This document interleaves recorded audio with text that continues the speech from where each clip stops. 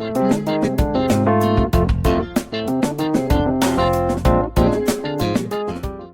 lahat ng Recontech subscribers, hi everyone! Saglit lang at meron lang nagpapa-shoutout sa atin, si Mr. Ding Laurel ng San Isidro, Cabuyao, Laguna. Hello sir! So ayan guys, meron tayong pasyente today na ating gagamutin. Ayan mga guys, malubay naman pero hindi raw po umiikot. As per feedback ng ating customer, ito ay Hanabishi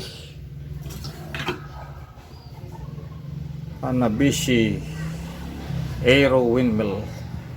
So ating check upin yung kanyang resistance, yan, ng bawat speed, kung ano ba ang mami-measure natin. So ito yung ating multimeter, i-set natin sa ohms. Ayan, hindi makita, sorry naman. Ayan, kita na. Ayan, naka-ohms po tayo at ito naman yung plug natin. I-test natin yung resistance ng bawat speed. Kung may mariread po tayo na mga resistance, meaning okay yung thermal fuse natin. Ayan. Ito po, atin nang isusuksok dito yung ating probe. Ayan, sa dalawang dulo ng plug. Ayan, nailagay ko na. As you can see guys, ayan na siya. And then, ito yung multimeter natin. Lagay natin sa 1. So, meron na tayong 489 sa number 1. Tapos punta tayo sa number 2. Number 2 na tayo. Ayan, as you can see, meron na tayong 433.6 stable.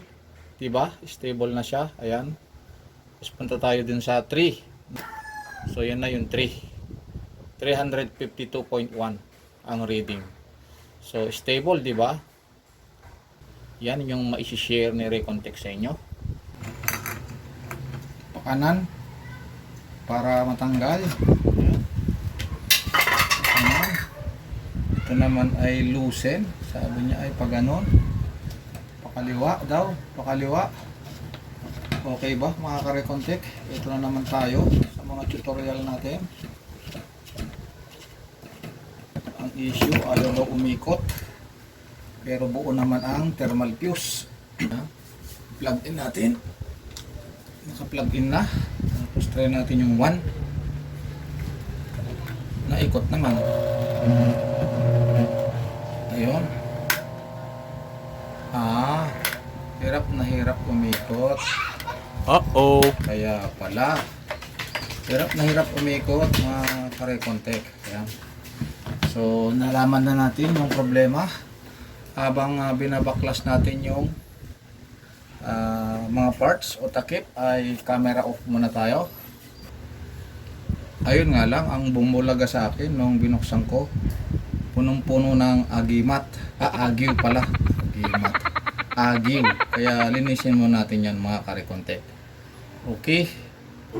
So ayan, kahit hindi nakikita ni Tumer na nilinis natin, ay siyempre kasama na yan sa pag-repair ang linisin natin. So far ay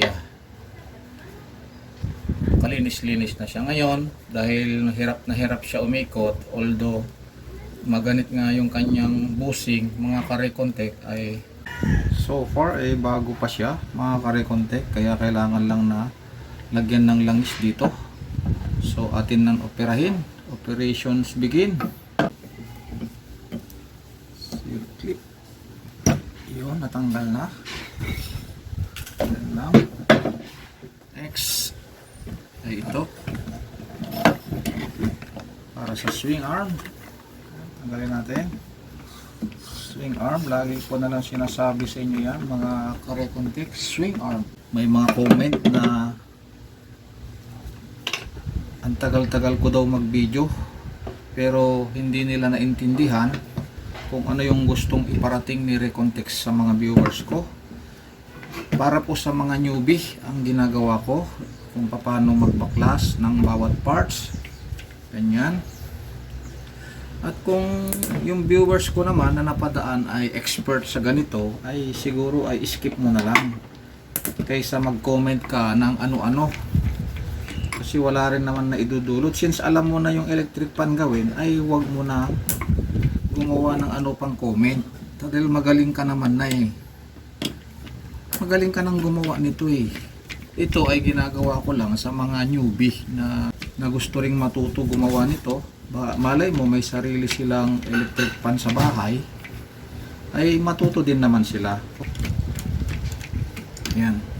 Kasi ang dami-daming comments na hindi maganda. Kaysa daw, ang tagal-tagal ko daw gumawa. Mga ganon. So ayan, natanggal na natin lahat yung 4 na screw. Ang gagawin natin dito mga newbie ay yung motor, body ng motor ay ating huhugutin. So ito naman ang ating hihilahin palabas. Pero kung ayaw niya ay huwag nyong pipilitin kasi minsan yung winding ay nakaharang. Pero kung freely naman na nailalabas, ayan, katulad niyan, unti-unti lang hanggang sa makuha natin. Ayan.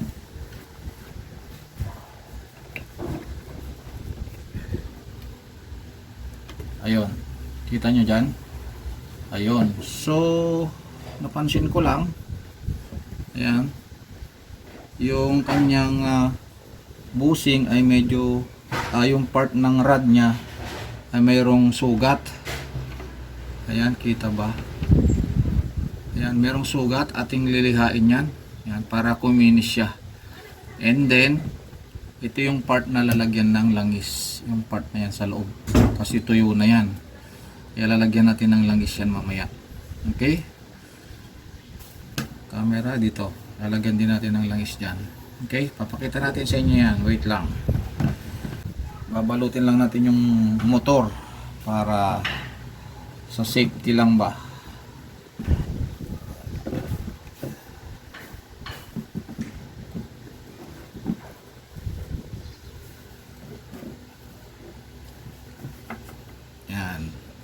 Baka kasi mabangga ako dito, masugat yung coil, ay wala na, hindi na natin magagawa, palit motor na yan, mas mahal ang damage ni customer.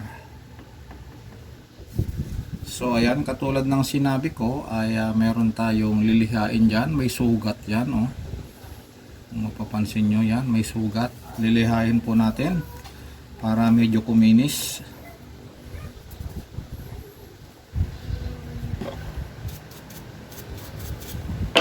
Tanggalin natin yung pinaka sugat nya hanggat maaari. Ayan.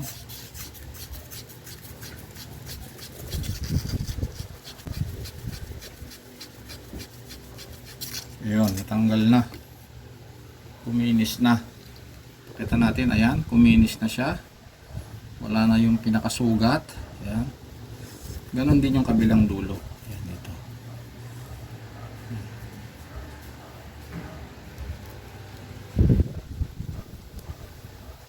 Para yung pag-ikot niya mga kare-contek ay maging smooth lang siya.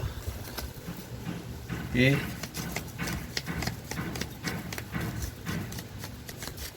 Yan, ipangita naman ang changes. Okay, tapos lagyan natin ng langis dito. Yan, tsatsagain natin na lagyan ng langis. Kita ba dyan? Yan, kita naman. Natin lalangisan. Ayan ang ating panglangis. Tsagain natin na lagyan para hindi kayo mainip sa paglalagay ko ay camera off. So ayan, lagyan na natin yung kabila naman mga guys. So ganito lang yung pagtanggal. Nakamount yung capacitor ay tanggalin mo muna, tapos siyempre lalabas mo yung capacitor doon sa butas nya, yan, para malaya mong magalaw.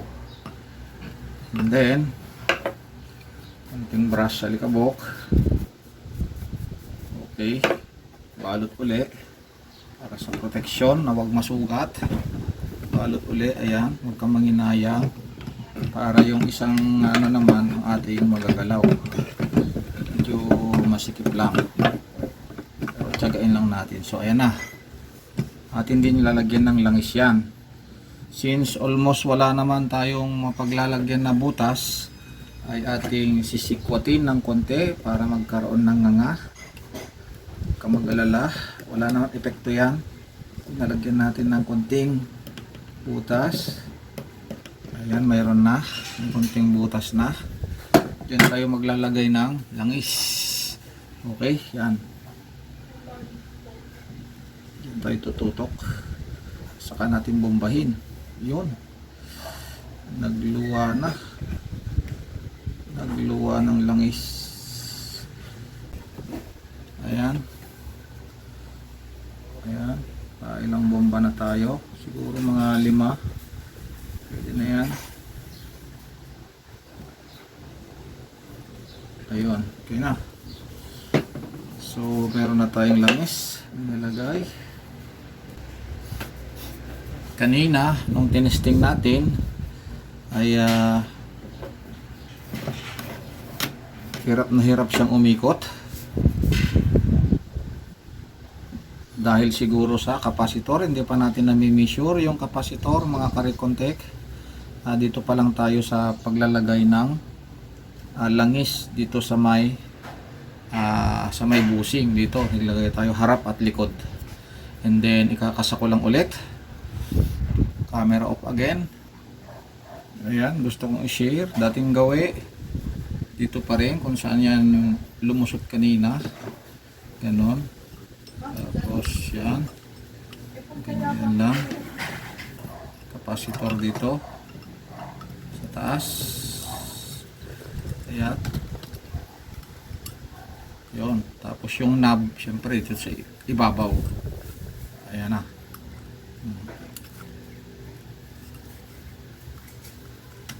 Yun. Nailagay na. Ang tanong, paano natin i-align yung rod?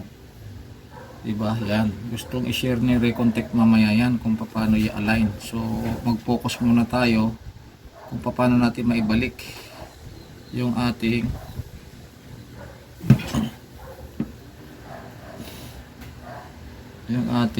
rotor. Yan. Natin maibalik yung rotor. So, yan. Pagbabalik, ingat-ingat lang. Dahan lang pasok. Yan, hanggang sa kusa na lang siya lumubog. Tulad niya, no? Yan. Yun, diba? Narinig mo ba? Lumagapak pa. Yun, no? Ang lambot na, oh. Oh, may momentum na, oh. Kanina, wala. Hindi ko yan nahigpitan. Kamay ko pa lang yan. So, atin nahigpitan. Muna. Atin muna nahigpitan. Tapos yung pag-align mamaya dito, ituturo ko. So habang nilalagay ko yung 4 na tornilyo, ay camera off muna ulit. So ayan, naibalik ko na yung 4 na tornilyo. At may changes na siya, mga karikontek. Ayan, oh, maganit na siya. Paano yung pag-align dito? Yun yung tanong ng aking viewers ngayon. Karikontek, paano ba yung pag-align yan? After na mahigpitan ko, maganit na siya umikot. Ayun, magandang tanong yon. So kung mapapansin mo, mayroon yan gatla dito. Huwag ka dito papalo kasi baka ma-misalign, mabaluktot ba. So dito ka papalo malapit dito sa pinaka thread dito. After ng gatla dito. Okay? Gawin natin na. Yan, hawakan mo si motor. Tapos dito, palo tayo dito. Yan. Tapos saka natin ikutin. Ayun, lumubay na, di ba? Ayun, oh, may momentum mo. Hindi ka pa makontento. Tingala mong ganyan. Paluin mo dyan. Yan. Oh, malubay na siya, di ba? Oh, kita mo? So, ganun lang. Sa viewers ko na nagtatanong kung paano mag-align. Ganun lang yung proper na pag-align ni Recontech. Kasi madalas pag nahigpitan yung 4 na tornilyo dyan, makakaranas ka na maganit na siya. Pag saksak mo, hirap na hirap umikot, hindi mo alam na hindi mo pala na-align. So, yun yung proper na pag-align, mga karikontek. Ayan. So, next na tayo. Kaya maraming salamat sa mga nagtatanong at nagbibigay ng magagandang komento. At maging sa pagsusubscribe nyo ay maraming salamat din sa inyo dahil meron na tayong 12,150 na subscriber sa kasalukuyan. Dahil sa inyo ay nai-inspired ako na mag-vlog pa at maturuan yung mga bago pa nating subscriber. Ayan. So naituro ko na yung pag-align dyan. Papaluin mo lang dito kahit paikot para kusa po siyang mag-align yung mga busing. Okay, so mag-proceed naman tayo dito sa capacitor. Ating itetest yan. Aking munang kakatingin, tapos itetest natin mamaya. So camera up lang muna para hindi kayo masyadong mainip. So ayan, makikita nyo naman na kinating ko na. Baka akala nyo ay nagbibiro ako. Kasi dito, pag kinating natin, makakasukat tayo ng accurate na reading. So babalatan ko lang to, dulo-dulo. So ayan, i-measure natin yung capacitor, mga kare-contact. Sa mga newbie, ito yung ating multimeter, lagay natin sa resistance or ohms. Tapos hanapin natin yung NF dito, select. Yun, naka NF na tayo, kita ba? Ganyan.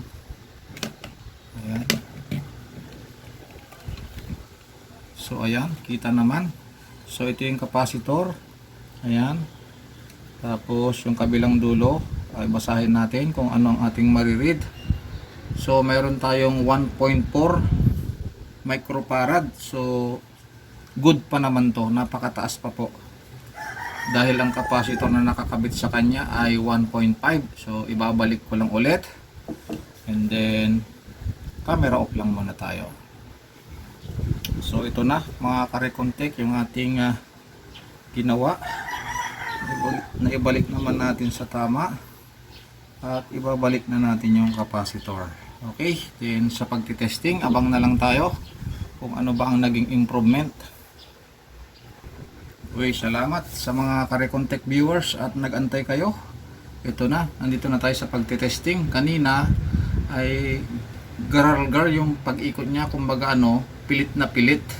So after natin na maglagay ng langis doon sa may busing, sa may bulak, at the same time ay nilinis natin yung rod, yung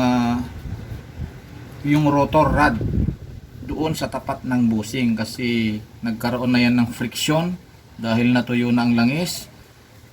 After natin na maliha ay medyo sabihin na medyo kuminis na siya at gumanda na yung ikot at momentum niya. Tingnan mo yan, kamay pa lang, ang ganda na ng momentum niya. So dito na tayo sa pagte-testing mga kare-contact. Press natin yung 1.